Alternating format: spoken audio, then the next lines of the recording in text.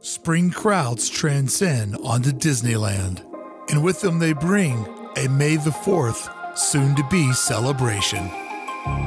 Small World gets a new nighttime show as Disneyland fans worry that too many New Orleans Square's trees are getting ready to go.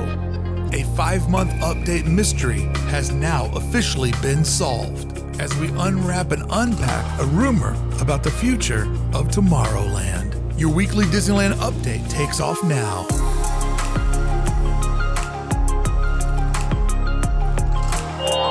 Greetings, fellow citizens of Disneyland. Bricky here. It's my favorite time of the week where I get to walk all around the Disneyland Resort and find everything new. First thing that I noticed right out of the gate, and by the way, thank you so much for joining me, was back in March, celebrating Women's History Month, we saw the first ever Minnie Mouse floral decoration when we were greeted coming inside the gates of Disneyland. And you can see Mickey's ears need to grow in a little bit, but he's got 11 months to get there.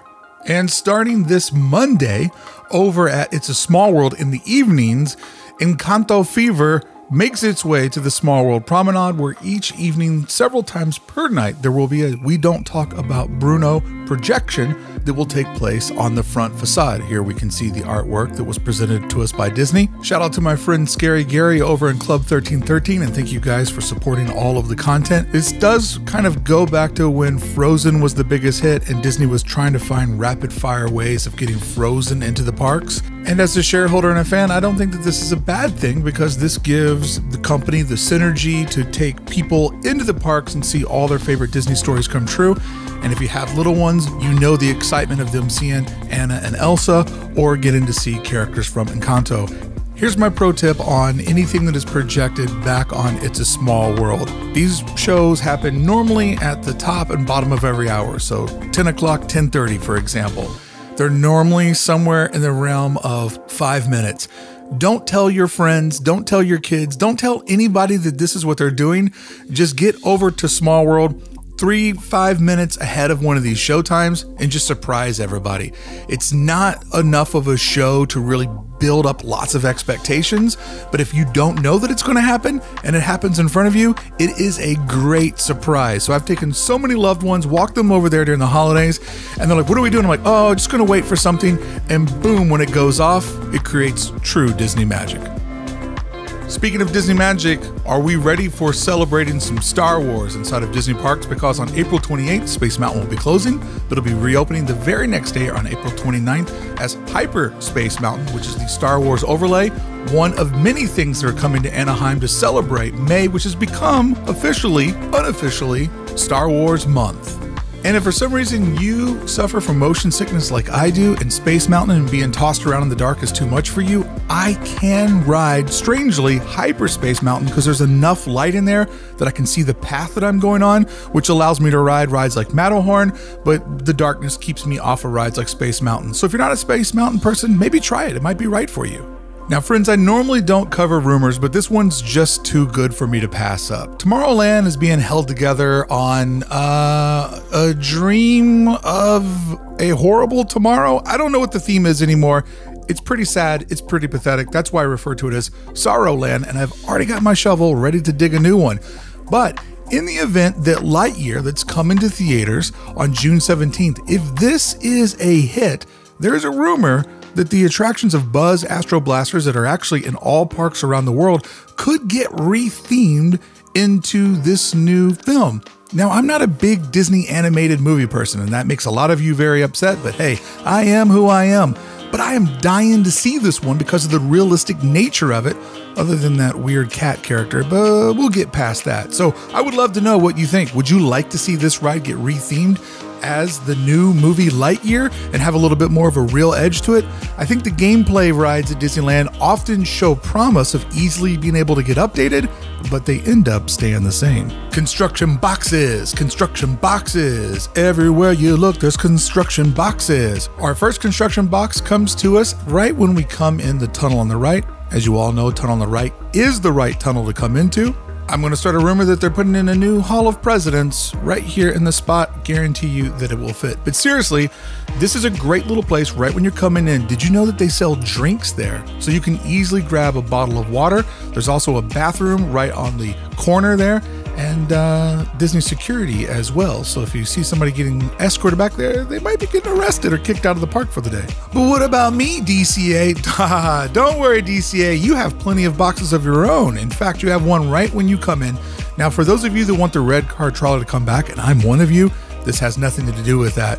You can see that this is another one of the sidewalk projects that's going on. Shout out to Sidewalk Gang.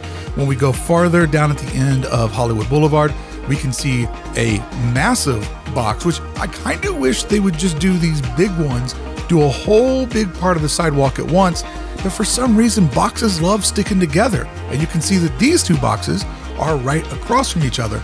Now where I'm standing, this was the first box project of the year. And you can see this concrete is smooth. They didn't redo the stairs, but they're literally going through and doing the sidewalks. It even wraps around to where little Spider-Man and friends are at. Oh, little Spider-Man, always up to big adventures.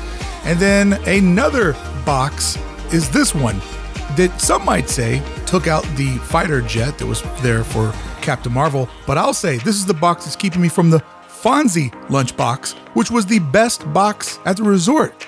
Hey, to the Fonzarella, your sweet lunchbox making happy days in you, Disney canon. Hey kids, do you have an iPhone? Sure you do, and it's got all the information on it. But the problem is it has all the information on it, often making it hard to find the exact information that you want. So this little kiosk that popped up in downtown Disney that kind of gives you a quick 360 view of everything happening Food Festival in downtown Disney, more of this. This is so much easier to walk up to and be like, where's the treat that I want? Oh, it's over at Splitsville. Done. I tell you what's not done is the Main Street Electrical Parade documentary that I'm working on, which is why there hasn't been a lot of videos the last week. While I was going down the parade route, filming all of the technology of the parade route, I found this little guy over here to the left. Now, many of us have seen projections on Matterhorn, but I never really stopped and took the time to figure out where is the projector for the Matterhorn. There she is, hidden in the trees with that sweet, sweet camouflage. Nothing to see here, folks. Move along. But that little cannon is what lights up the Matterhorn at night, but also puts snow on it in the winter, and various themes for various times of the year. Okay, let's move over to Peter Pan's roof, where look at this tile work. Man, those shingles on the top, not only are they different colors than the one on the bottom, but they look extremely sun faded. And as I looked over here at the rest of the Peter Pan facade, it really stuck out to me that roof is in desperate need of an update. What's up, TikTok? And speaking of updates, the little boy over in the Native American village, his canine companion has gone away, which is pretty good because he'd be barking like crazy at that little fresh batch of ducklings over there. So the boy is without his dog, and if there's anything sadder in this world, it's a boy without his dog. Friends, that's all the new things I found this week. All right, friends, let's move over to our project tracker where we look at all the various projects that are happening. And this week, I met a new friend in the park and I thought I'd let him introduce our first segment. Biggest news thing that you saw this week? I saw that Pirates is closed for a while. Pirates. You looking forward to it open back up? Yeah, I'm gonna ride it. Is it your favorite or Yeah. one of your favorites? Yeah, one of my favorites. One of your favorites. It's top 5, right? Yeah. Top 5. When it comes back this summer, I'll see you on it, bud. Okay. Have fun today. You too. Bye-bye. Bye-bye. Amazing citizen of Disneyland. See you, bud. You wanted to be in the vlog? You're in the vlog, bud. Nice to meet you. All right, over on Tom Sawyer's Island, we have a lot of work going on, obviously, for bringing Fantasmic back. I cannot make sense of any of this. Like, the way that this show actually operates, that's a deep dive for another time. But let's put our eyes on the other side of the rivers of America, where we have our New Orleans Square project that keeps moving along. And for those of you that don't know, what they're doing is they're reshaping the sidewalks to allow better people flow and to make everything operate better. So let's go on the Mark Twain, cruise around this section of the rivers of America and see what we can find, comparing this with our ride that we did last week. Because I've heard people online saying, have they removed more trees? So we're going to break that down today and see if they have. But right now we can see that the Tarzan project has now taken longer than it took to actually build Disneyland, so that's a curious one.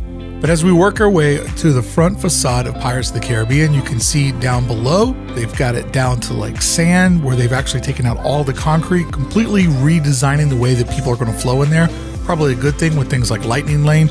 where this attraction is being used in a way that it was never envisioned when it was put together over 50 years ago. But on the top side or the back side of the bridge, we can see that those trees have been removed, that everybody's talked about how they were sick, unhealthy, and that's an important thing for the overall ecosystem of Disneyland. Time traveling back to last week, when we look down below, we can see that there is some green work that's been removed, but up above, it's still the same as it was last week. Just those two major trees that flanked entrance to the left, entrance to the right, which I'm assuming is going to be completely different when we get back in there. Now let's work our way over to the New Orleans Square part of the construction project, where there are 3 massive construction boxes. This is what they looked like last week when it was very gray and chilly out, and this week at 100 degrees and very bright, this is where we're at. We can see in construction box number 1 down there on the second tier of the amphitheater. And when I say amphitheater, I'm talking about how Rivers of America on this side was designed to stair step up to become an amphitheater where people could look in to see Fantasmic. But that first box, there's nothing visually that we can see. Now the second box, which is running all across the middle of your screen, you can see that one really tapers out as it gets down to the French Market. I did a 1-to-1 comparison and I couldn't see any trees that were removed from that major box up there in the middle. And then we work our way back down on the second tier. Once again, there's nothing that we can see visually from here what's going on down inside of there, but I didn't see any trees that had been removed. So whatever's going on week to week, right now it's just been all grooming, landscaping, the different levels, the different ways everything comes together inside of these massive construction boxes. If you'd love to learn more about this design and how it all works and how I think this is going to play into a better tomorrow, strongly suggest that you go back and watch last week's episode of Update. I'm also in this camp of I don't necessarily miss those trees in front of Pirates because it is very nice to actually get to see the facade of that building. I think there's probably more creative ways to create shade that would also be more on brand with the storytelling, but also allow us to see this building that was hidden by those 2 massive trees. And everybody's complaining about the shade. You're not really in that area all that long. I would be willing to give it up for better views. Coming back over the Rivers of America, we can see that they are going hard on getting Fantasmic ready, which will come back Memorial Day weekend to kick off the summer season at Disneyland. And does anybody remember those 24-hour parties? Yeah, she does. She likes to party. I had been following this construction project over from the side of Big Thunder Mountain. This is my first time going around in Mark Twain and actually looking over there, and you can see they have removed out the patio. This is one of the greatest quiet spots to hang out in all of Disneyland. But a viewer told me that this is an area where they keep in pumping station for the Rivers of America. And if you look at that heavy lift, you can see that they are working on some sort of machinery that lives below the patio where we get to hang out.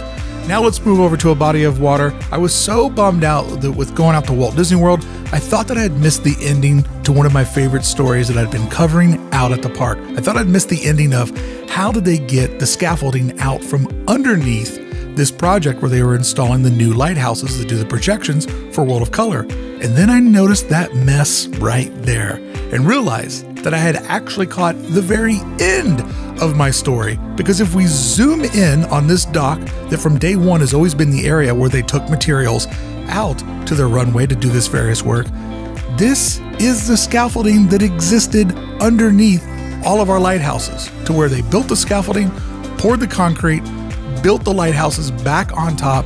This is the material that had been submerged under the water. If you look at it, this is rusty, it's dirty, it's been sitting in chlorine water for the last 3 months.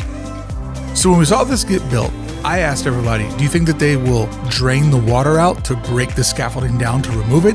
Do you think they'll put in some of those dams that we just saw over on the Fantasmic work, where essentially it would allow them to push back the water and to remove all these materials? Or the wild way to do it, would they actually put dudes down into the water, or ladies, and pull all of it out by hand? And it seems that's the case. So this is the scaffolding in question. You can see that it's built around the different projectors. One of the things we watched them do from ground up was repave, re-pour those columns. You can see over to the left, there's stairs so that they can actually get down there and do the work. And this ramp was always used as a way to take the materials in and out. But now we can see the scaffolding has been broken down around nearly all of the lighthouses. And that's the raw material just piled up there, waiting for the guests to leave the park so they can then haul it on a flatbed, pull it off, and get it off stage. But if you look at all of those pieces right there that have kind of the rust to them, that's all the pieces there on the bottom of your screen. Those are the areas where they put those down at the bottom, put little pieces of plywood under there to make it as level as possible. And then this allowed them to fill the lagoon up full of water, but walk back and forth to put the lighthouses back in and to fine tune the projections. To test World of Color, you're going to need some water, but this gave them the ability to have a runway instead of doing everything on boats, which would be very unstable and probably pretty dangerous. This literally gave them a runway to walk from one side to the other to not only fine tune the actual construction, but then fine tune the projectors and all the machinery that makes the show happen. So everything you see there is over here, now sitting on the dock, waiting to get pulled out. And I'm so excited that I got to see the ending of this because I was genuinely fascinated on how they would get all of that out from underneath the water. As we saw the lagoon completely drained, it's not the most shallow body of water, so would have really loved to have seen that, but I don't know why I have such a sense of accomplishment here. All I did was hold up a camera. Another project that wrapped up over on Main Street, USA was the front facades of some buildings over on Main Street. Now we're going to focus on the Crystal Arcade because this was the one that we were actually able to see just how much work went on. But let's look at this roof line here, because when we go back to update 14 back in February, you can see that the building to the left got some work done. It just got a basic rehaul. But they really went hard on the Crystal Arcade, which I think is one of the most memorable, best facades on Main Street. And that's saying a lot because this street is beautiful. But when we zoom in here, you can see they actually removed those L joints on each side of that top canopy, completely removing those out. I was able to look inside of the building and notice that there's a lot of old lumber in there. And we also got to see just what an amazing job they do of taping up everything so that when they did this spray of this cranberry red, they weren't going to damage any of the metal work around there, the new mirrored work that went in, all of the different sockets for the light bulbs. So let's go over to the finished piece and you can see how nice and shiny and sturdy those new L joints are on the top left and right of the facade. But you can just see that this thing is really, really sparkling. And I love to see how far back they go to zero to do a rebuild like this. So the Crystal Arcade looking better than ever. And like I said, they also did the building over to the left, and down the street they did the China Closet, which now has just a stunning paint job on it. But these, they didn't go as hard as they did on the Crystal Arcade. These were just basically like a basic refurbish, doing a new paint job, getting them up to speed, because the California sun will beat up anything. Just like all those people that are crowded over on the porch there will tell you. It was 101 degrees when I filmed this. So it was nice to see that project come up. Another project that wrapped up is over at the Fantasy Fair. We see the theater got its new big top put on. Now I looked around in some of my archival footage and I'm having a hard time finding some clean shots of this, but it was more purples and less blues. Everything before was like purples, pinks, everything in that family. When we went back to update 14, they took it all the way back to the metal scaffolding. They completely removed the big top, and they also, as I could see from some of my footage, they did some painting. So this is it before with those little crowns that I love down there, or those shields I should say. But they took it all the way back, installing a brand new big top over this. And what someone had noticed last week was, whoa, it's interesting that this project got done right before the announcement of full character meet and greets returning on April 18th, meaning that you can now go up and actually, get a hug or touch them or interact with them more, not the social distancing way that came out of the 2020 pandemic party. So way more teal, way more blue, way less deep purples, which I kind of think that this looks a lot like old school Fantasyland, like Walt's Renaissance Fair Fantasyland. I kind of like the deeper purples better, just because if you go back and look in castle times, purple was a sign of wealth. It was a sign of royalty. And if this is a royal theater, I feel like the purple is a little bit more on brand than these bright blues. And I hate the color purple. I barely like Prince because of how much he liked purple. So I don't know. I'll have to get used to it. I'll also have to find that footage so that you can see just how it looked before. But I do like all the decorations and how it really does have a nice princess vibe to it, because I can only imagine being a little one coming out here, getting to meet one of your heroines, and to do it under this big top where you feel like you're underneath a tent. Probably a pretty special moment. And we got to see a couple of the characters out there as I was filming the interior, which once again, my memory is telling me that this was very, very dark purple, not this sort of multicolor pattern, but I'll have to dig out and find the footage because I can't find it. I almost feel like it's like the purple curtains that are over there on the left. All right, let's move over to another Fantasyland update. I was very, very bummed to see the Castle Holiday Shop removed from the park. I just loved coming in here. I loved a little bit of Christmas, and I loved how cozy it was, and I loved that it was only Christmas. Well, I made a mistake of making fun of Merlin's Marvelous Miscellany, and I was enjoying your video, Bricky, until you made fun of, do you not know the rich history of wizards in fantasy? I missed the Christmas shop. You can have those opinions, that's fine. I did film the top because the rule in the Disneyland store is always look up. And there are some really fun little treats up here. We just saw a knight's helmet. We see lots of little jars that would maybe hold potions and spell books. So I do love this part of the store. I gotta call it the way that I see it. I'm always a fan of seeing something that looks like a dragon holding up some books that possibly possess some spells. Another little potion jar there. Like, I do like this top row. It's well done. In fact, I even zoomed my camera in to learn this spell, and I think they're a little bit off. There's a couple of things that I would fine tune to make that spell happen. But all of this being said, and how great this theming is, and I'm always a fan of seeing a skull up there. Maybe too many books for me, but I also enjoy the fact that now finally you can get inside of Fantasyland a fresh batch of lizard, dinosaur, dragon eggs. Don't those look delicious? But other than that top level of theming, this is a waste of a store. There's nothing in there that signifies Fantasyland. There's nothing in there that has to do with wizards or Merlin or magic or any of those things. It's just your basic merchandise. I really, really wish either it would have a specialty line of merchandise or just be the Christmas shop. Not happy about this one. As it stands now, it's just another place to sell the same crap. And I'll give them a benefit of the doubt. Maybe that'll change. All right, friends, this week we're going to end with our construction update because that's basically everything we got into last week. Over at ToonTown, the ToonTown sign has been removed. Mickey's ToonTown sign has been removed. And I wonder if this is one of those moments where you just take it off because you don't want to get people's expectations built up and then there is no ToonTown. Or are we getting a new sign, or is that sign getting clean and refurbished? Will be interesting to see what shows up in this space, as well as everything else beyond this barricade wall. Cannot wait to see the redesign of ToonTown. So much so that I've been trying to find every way possible to look in. Here I am from the top of the Mickey and Friends parking structure. You can see that the back row of mountains is now completely white, but that facade that's popped off the front, they have yet to build whatever is going to protrude there in front of the mountains. But I also found new views just of the top of the buildings, which will kind of give us an idea of where the entire project is at.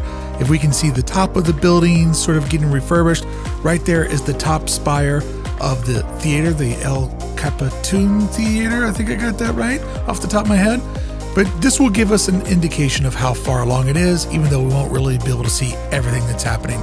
Let's move over to the big one, the West End Downtown Disney project, which exists in this hole right here.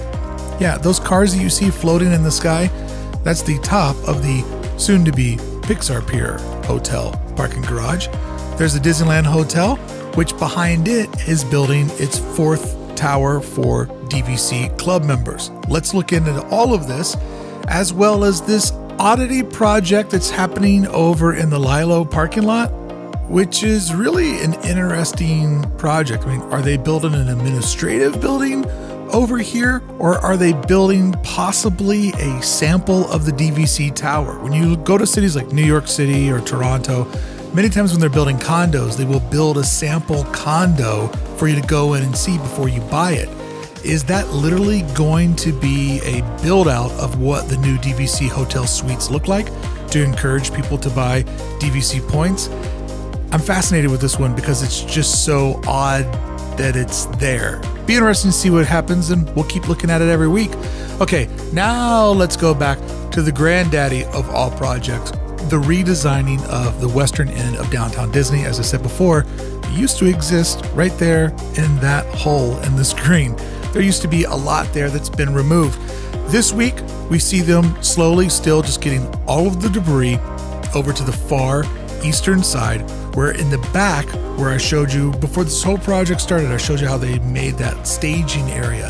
The staging area that runs straight up to the now Paradise Pier Hotel is where they're taking out all of the debris. I believe they're taking out the debris in the evening hours when there's not guests there, but this is some dirt over on the far left-hand side, which I'm going to assume they're already kind of patching up the land, getting it all level for the next phase of construction. But there was something that kind of stuck out to me as I was looking over all of this. As I move the camera back over in the eastern direction, there's a wall that they have saved. And I was curious, why would they be saving this wall? Now you can see it right there. See how there's the green construction fence, the red crane arm, and then there's that concrete poured wall. Why are they saving the wall? Now, you know, I've been hoping that this actually means that downtown Disney is expanding and we'll get more of it. But I believe them saving that wall indicates that that is still going to be the edge of downtown Disney, at least for that spot. I'll show you what I'm talking about here with some historical footage from a previous version of updates. This is footage that I shot at the beginning of the year as we watched these cranes just slowly moving a rock. Okay, this wall right here, this is what I'm talking about. Let's go back to the beginning of the year before there was any construction. You can see that that wall was the barricade of where downtown Disney ended. So my thought process is this: they're saving that wall because they know downtown Disney in this region is still going to end in that exact same spot.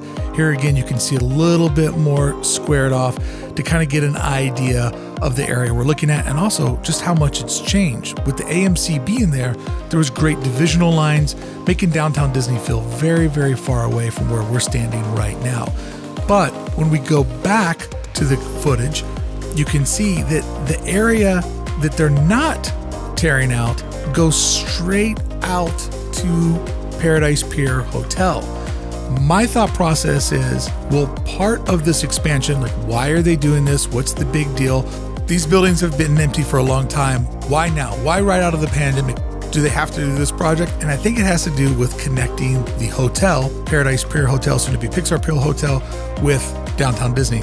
Now, we couldn't get any monorail shots this week because the monorail closes when the temperatures get over 85 degrees.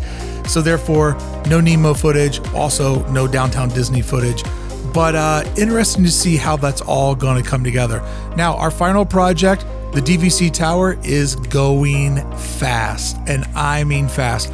Unfortunately, last week's footage that I shot just didn't turn out that well, so it's not even worth doing an A/B. But let me tell you, this is so far from what was there just last week.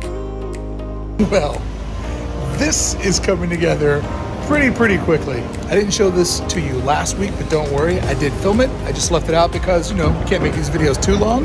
But look at the progress in just 1 week. There's concrete that's been poured.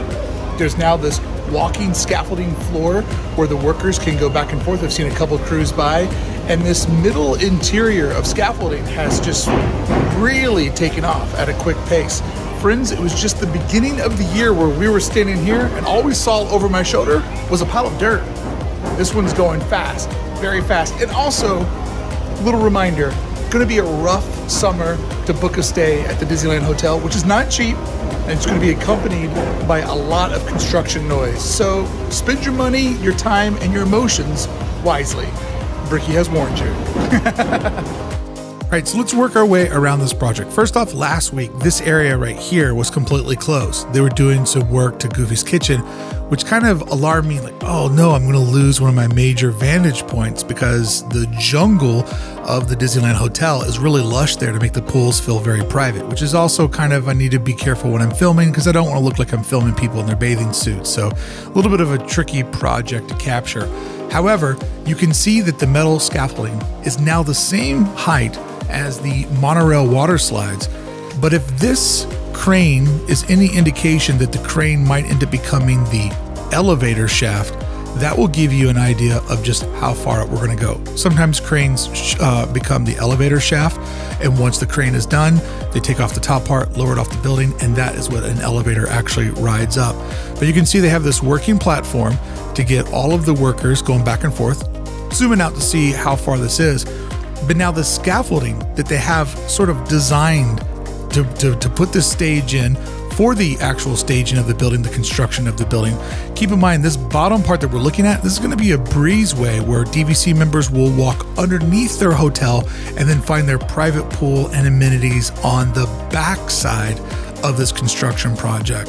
So a lot of that scaffolding will actually be removed, but that's giving you an idea of the area you'll be walking through. And then you can see those different things of rebar. Those will all be pillars that are actually holding up the hotel, where the main body of the hotel begins.